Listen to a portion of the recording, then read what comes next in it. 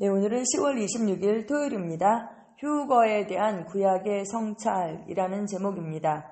휴거에 대한 구약의 성찰. 말씀은 이사야 26장 19절입니다. 주의 죽은 자들은 살아나고 그들의 시체들은 일어나리라. 티끌에 누운 자들아 너희는 깨어 노래하라. 주의 이슬은 빛난 이슬이니 땅이 죽은 자들을 내놓으리로다. 아멘. 주의 죽은 자들은 살아나고 그들의 시체들은 일어나리라. 티끌에 누운 자들아 너희는 깨어 노래하라. 주의 이슬은 빛난 이슬이니 땅이 죽은 자들을 내놓으리로다. 아멘 아멘. 오늘의 본문 구절은 휴거 때 일어날 일에 대한 심오한 내용을 살짝 보여줍니다. 더 명확하게 알아보기 위해서 70인역을 참고해 보겠습니다. 죽은 자들이 일어나고 무덤 속에 있는 자들이 일어나며 땅에서 기뻐하리니 이는 주께서 내리는 이슬이 그들을 치유하며 경건치 아니한 자들의 땅은 멸망하리라. 그리고 20절에서는 다음과 같은 지시가 주어집니다. 나의 백성아 너의 밀실로 들어가 문을 닫고 분노가 지나갈 때까지 잠시 숨어 있으라. 네, 구약이기 때문에 그 휴거에 대해서 그렇게 계시가 밝지는 않았죠. 하지만 그들이 그 심오한 내용을 정말 살짝 그렇게 엿볼 수 있는 그런 성경 구절입니다. 여기에서 너의 밀실로 들어가 문을 닫고 분노가 지나갈 때까지 잠시 숨어 있으라 했을 때 여기에서 분노는 바로 하나님의 진노를 말합니다. 다니엘과 요한계시록에 언급된 대로 그 3년 반 동안 지속될 그 심판 기간을 말하는 것입니다. 네, 이 기간은 하나님께서 이스라엘 백성들과의 관계를 재개하시는 그 7년 기간의 일부로 다니엘의 예언에 따르면 70번째 일에, 70일에로 알려져 있습니다. 이 주들은 여기서 근데 이제 그 70일에가 70주거든요. 그래서 이 주들은 연도를 의미하는데 각 주는 70년이라는 뜻입니다. 그러니까 한 주, 한 일에가 이제 7년을 뜻하는 것이죠. 우리는 현재 69주와 70주 사이에 있습니다. 다시 말하면 69일에와 그 70일에 그 사이에 있는 것입니다. 메시아의 죽음을 포함하는 69주와 70주 사이에 교회가 들어옵니다. 네, 다니엘서에는 이제 일회라고 이제 그렇게 표현을 했죠. 그래서 69일회와 70일회 그 사이에 교회가 들어왔습니다. 원 감람나무가 있었고 그 가지가 있었는데 그 가지가 떨어져 나가고 돌 감람나무가 원 감람나무의 접붙임을 받은 그 시기이죠. 예, 그렇습니다. 69일에는 이미 완성이 되었고 70주, 그 70일에가 바로 와야 되는데 그렇지 않고 그 사이에 지금 2000년, 거의 2000년이라는 시간이 지났고 그 시대가 바로 교회의 시대, 교회의 시대인 것입니다. 이방인을 위한 그 교회의 시대가 바로 그 사이에 있는 것입니다. 다니엘서 9장 24절에서 27절 말씀이 참고 성경으로 나와 있습니다. 제가 이것을 읽어드리면요. 너의 백성과 너의 그 거룩한 성을 위하여 이른 이래를 기한으로 정하셨나니. 네, 하나님께서 이른 이래를 70일에를 기한으로 정하셨다. 이렇게 성경은 말씀하고 있습니다. 허물이 그치며 죄가 끝나며 죄악이 용서되며 영원한 의가 드러나며 환상과 예언이 응하며 또 지극히 거룩한 이가 기름 부음을 받으리라.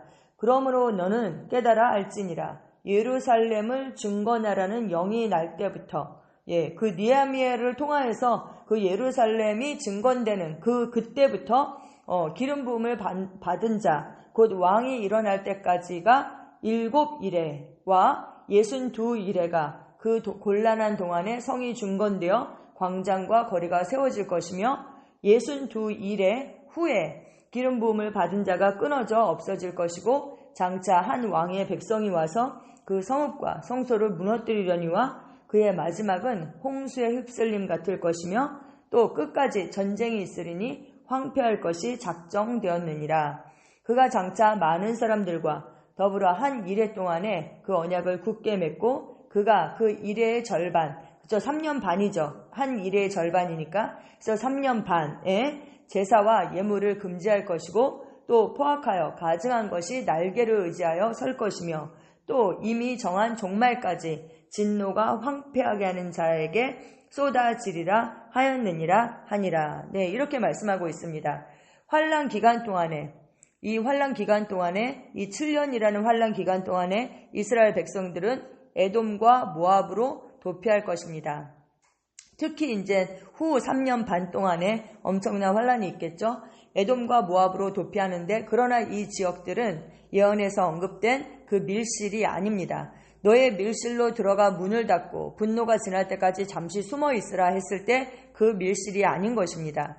에돔과 모압은 피난처를 제공하겠지만 안식이나 안전의 장소는 아닙니다. 오히려 이 기간은 안식의 시간이 아닌 바로 야곱의 그 이스라엘의 환난의 기간이 될 것입니다. 이사야 62장 그 20절에 언급된 그 밀실은 바로 교회의 그 하늘로 휴거되는 것을 말하는 것입니다. 이 신비로운 개념은 구약에서는 쉽게 이해될 수 없었죠.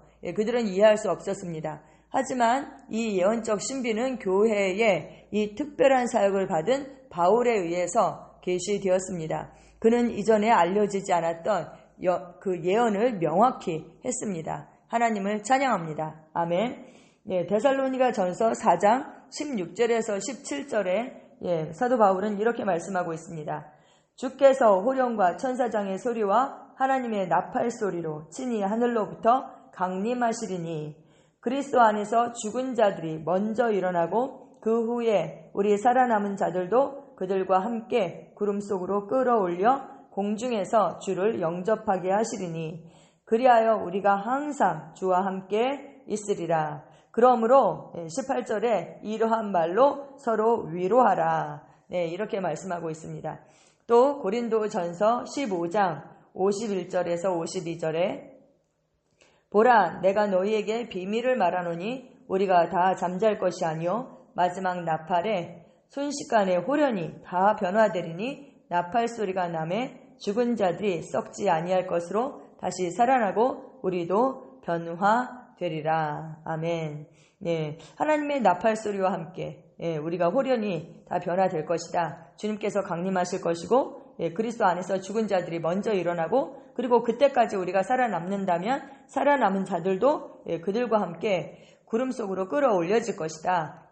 그렇게 성경은 말씀하고 있습니다. 이것이 사도 바울에게 계시되었습니다. 그리고 그 말씀을 우리에게 하고 있고, 그 환난을 받았던 그 초대교회 성도들에게 이것을 말하면서 그러므로 이러한 말로 서로 위로하라. 그리고 그 환난을 잘 통과하라고 그렇게 격려하고 있는 것입니다.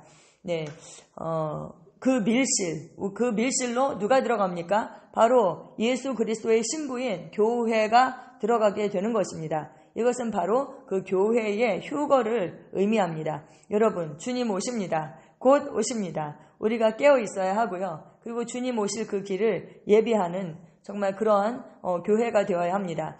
예수 그리스도의 그 장성한 분량까지 성장한 그리스도의 신부, 그렇죠? 교회가 성장을 해야 돼요. 그래서 정말 이 신부가 성장하기를 누가 간절히 바라고 있는가? 아버지도 원하시고 정말 신랑이신 예수 그리스도께서 그 신부의 성장을 누구보다도 원하시죠. 신부가 성장해야지 정말 신랑이 오실 수 있다. 그렇게 빌 해먼 목사님은 말씀하시고 있습니다. 여러분, 우리의 믿음이 어떤 믿음입니까? 우리가 예수님을 영접할 때 하나님이 예수님을 죽은 자 가운데서 다시 살리신 것을 마음으로 믿었습니다. 그리고 그분을 예수님을 주님으로 우리가 시인하고 고백함으로 말미암아 우리가 구원을 받게 되었죠. 예수님께서 잠자는 자들의 그 첫 열매가 되었다라는 것, 그것을 우리가 믿은 것입니다. 아브라함의 믿음은 어떤 믿음입니까? 이삭을 하나님 앞에 드릴 때 정말 죽은 자를 살리시는 그 하나님을 믿은 것입니다. 초대교회도 마찬가지입니다.